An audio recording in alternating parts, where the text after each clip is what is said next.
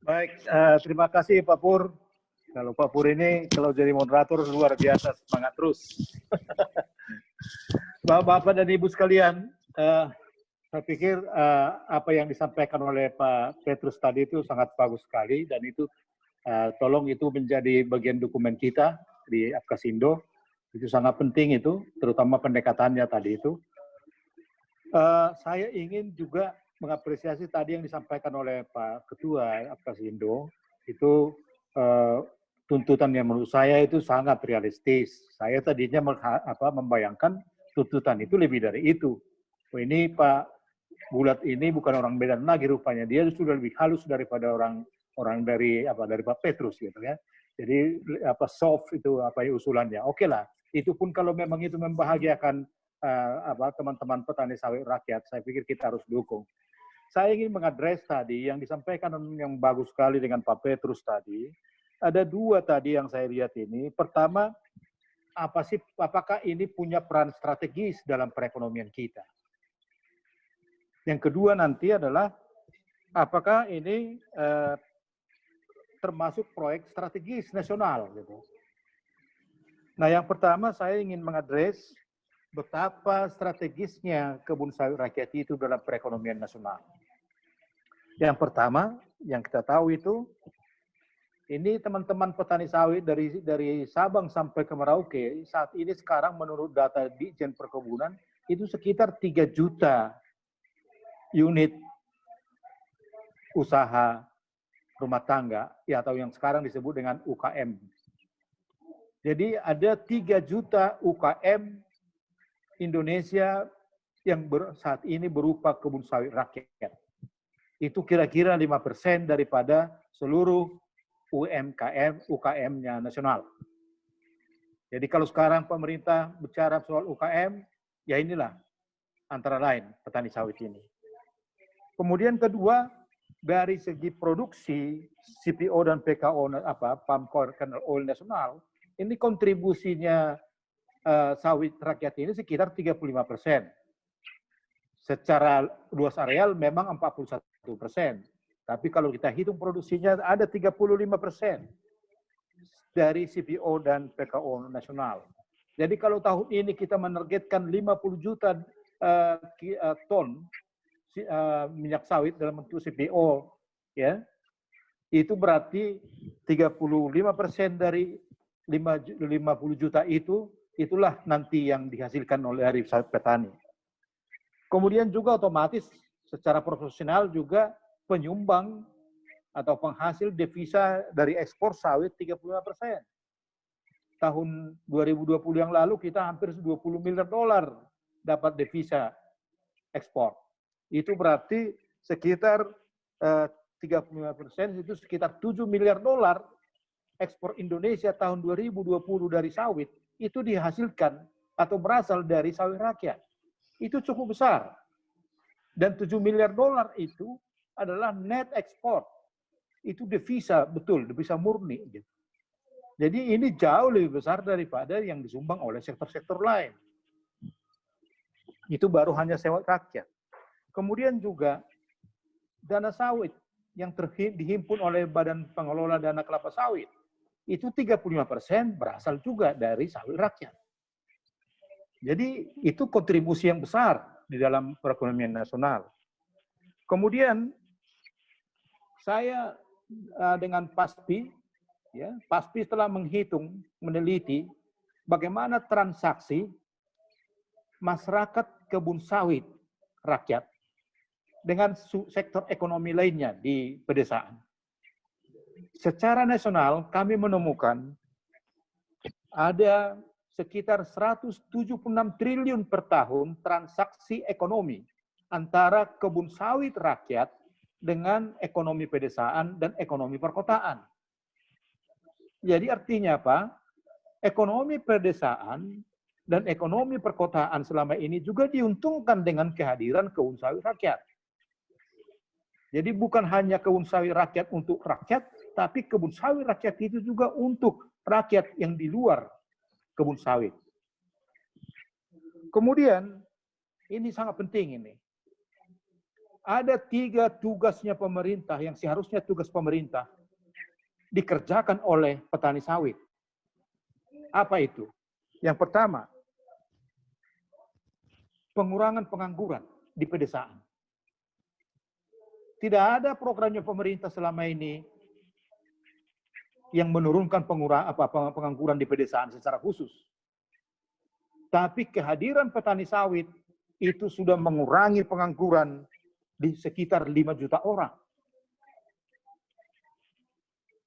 Yang kedua, yang seharusnya juga tugas pemerintah, tapi dilaksanakan oleh petani sawit, yaitu pengurangan kemiskinan. Dan ini diakui oleh Bank Dunia. Ada sekitar 12 juta orang miskin di Indonesia berkurang di pedesaan akibat dari kebun sawit rakyat. Ini sudah memperoleh pengakuan dari berbagai lembaga. Gitu. Dan kita juga, pemerintah dan juga kita semua selama ini untuk kampanye ke luar negeri mengatakan ini. Pentingnya sawit rakyat ini dalam pengentasan kemiskinan dan juga mengurangi pengangguran. Yang ketiga, nah ini juga seharusnya menjadi tugas pemerintah, merestorasi degraded land. Dalam bahasa ekonomi itu disebut dengan ghost town, kota mati, kota hantu, ex-HPH. Jadi HPH yang dilakukan sejak masa Orde Baru itu melahirkan degraded land, degraded region, kemiskinan, kota hantu, apapun tidak ada di situ setelah pasca logging. Kebun sawit rakyat mengambil sebagian itu dan merestorasinya menjadi daerah yang produktif. Tidak hanya produktif, tapi juga lestari secara lingkungan. Seharusnya ini tugasnya pemerintah.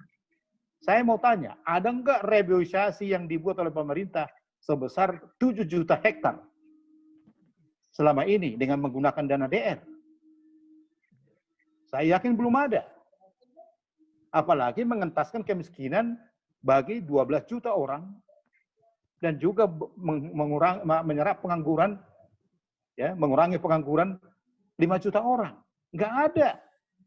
Tidak ada sektor-sektor lain di Indonesia saat ini yang mampu seperti kebun sawit rakyat ini. Nah, kalau ini kita biarkan, tidak kita bela, kita tidak lindungi, betapa besarnya kerugian bangsa ini yang akan kita hadapi. Akan tambah pengangguran 5 juta orang, akan tambah kemiskinan 12 juta orang. Akan hilang ekspor kita, devisa ekspor kita 7 miliar dolar per tahun. Akan hilang dana sawit 35%. Itu kerugian opportunity yang sangat besar jika kita tidak selesaikan persoalan di kebun sawit. Itu yang pertama. Yang kedua, mari kita lihat peraturan Presiden 109 tahun 2020 yang baru keluar. Di poin 199 itu kita lihat di situ bahwa sawit rakyat termasuk proyek strategis nasional. Itu sudah ditetapkan oleh pemerintah, Presiden melalui Perpres 109 2020. Saya bacakan nomor 109, proyek strategis nomor 199. Pengembangan teknologi produksi industrial vegetable oil berbensin sawit dengan katalis merah putih yang terintegrasi dengan kebun sawit rakyat. Dan itu proyek nasional. Bukan proyek lokal. Ada proyek nasional, ada juga proyek strategis nasional di nomor 195, tapi itu hanya beberapa provinsi. Tapi yang namanya pengembangan kebun sawit rakyat yang terintegrasi dengan tadi penggunaan teknologi katalis, ya, untuk menghasilkan bensin sawit, itu proyek strategis nasional yang sudah ditetapkan oleh Presiden dan mulai dilaksanakan tahun 2020. Jadi kalau teman-teman di kementerian dan lembaga, khususnya KLHK, tidak paham ini, tidak melihat ini, aduh, sayang sekali. Ya. Jadi tadi yang disampaikan oleh Pak Petrus Dua sudah terjawab. Secara ekonomi dia sangat strategis. Kemudian kedua, dia termasuk proyek strategis. Masa tidak selesai legalitasnya sudah proyek strategis nasional? Malu kita kepada dunia tuh. Kalau ini pun kita bisa selesaikan. Gitu. Berikutnya, investasi. Sekarang pemerintah lagi giat-giatnya menarik investasi. Sebetulnya ekonomi Indonesia itu bukan investasi asing, bukan investasi PMDN yang menggerakkan ekonomi yang sesungguhnya. Yang paling besar investasi di Indonesia sebetulnya sejak dari dulu adalah investasi non-fasilitas, yaitu investasi masyarakat. Tidak terdaftar di BKPM, tapi itu dilakukan oleh masyarakat itu sendiri, termasuk kebun sawit rakyat. Tidak pernah ada dana pemerintah dipakai oleh petani sawit untuk membangun kebun sawitnya. Mereka ada yang jual rumah, ada yang jual sepeda motor, ada yang banyak itu cara, sehingga secara pelan-pelan kebun sawit rakyat itu terbangun. Itu aset yang sangat berharga yang dimiliki oleh Indonesia saat ini. Saya menghitung lebih daripada 700 triliun aset daripada nilai kebun sawit rakyat saat ini. Kalau soal legalitas lahan kita tidak selesaikan, kita akan tambah lagi kerugian kita. Di satu sisi kita mengejar investasi supaya masuk ke Indonesia, tapi investasi yang sudah di depan mata, yang sudah tinggal memanen, kita ganggu. Kita tidak fasilitasi. Kita ini mau kemana? Yang ketiga, yang berikutnya, kita sudah meratifikasi platform pembangunan dunia, Sustainable Development Goals. Salah satu aspek di situ adalah tidak ada yang tertinggal. Itulah apanya dari yang lain. Kalau kita biarkan begini petani sawit, itu sama dengan meninggalkan mereka tertinggal di belakang. Tidak sesuai dengan nafas Sustainable Development Goals. Kemudian berikutnya, kalau kebun sawit rakyat ini tidak kita bela dan kita tidak selesaikan legalitasnya, ini akan menjadi bumerang masalah besar dihadapi industri sawit Indonesia. Selama ini pemerintah, termasuk saya dan juga termasuk kawan-kawan yang lain, yang memperjuangkan sawit Indonesia, selalu mengatakan bahwa industri sawit Indonesia itu di dalamnya ada 41% sawit rakyat. Yang 41% itu yang sawit rakyat itu berjasa untuk mengentaskan kemiskinan, mengurangi pengangguran di pedesaan. Maka kalau yang menghambat industri sawit di luar negeri sama dengan menghambat petani kecil. Itu kita didengarkan oleh internasional. Tapi kalau ini kita zolimi sawit rakyat, kita tidak beresin ini legalitasnya, maka kita akan kesulitan memasarkan sawit kita di internasional. Karena itu, saya berharap teman-teman juga di korporasi, jangan hanya membiarkan petani sawit ini berjalan sendiri. Vehikel kemitraan seharusnya bisa dipakai untuk membantu sawit rakyat ini menyelesaikan persoalannya. Kalau sawit rakyat selesai, itu sama dengan membantu korporasi, karena buahnya juga nanti akan masuk kepada korporasi. Tapi kalau sawit rakyat ini kita tidak bantu, kita tidak selesaikan, itu akan menyimpan bom waktu yang suatu saat ini akan membakar habis industri sawit nasional. Saya pikir itu dari saya pandangan hari ini. Barangkali mungkin bisa nanti kita diskusikan lebih lanjut. Terima kasih Pak Pur.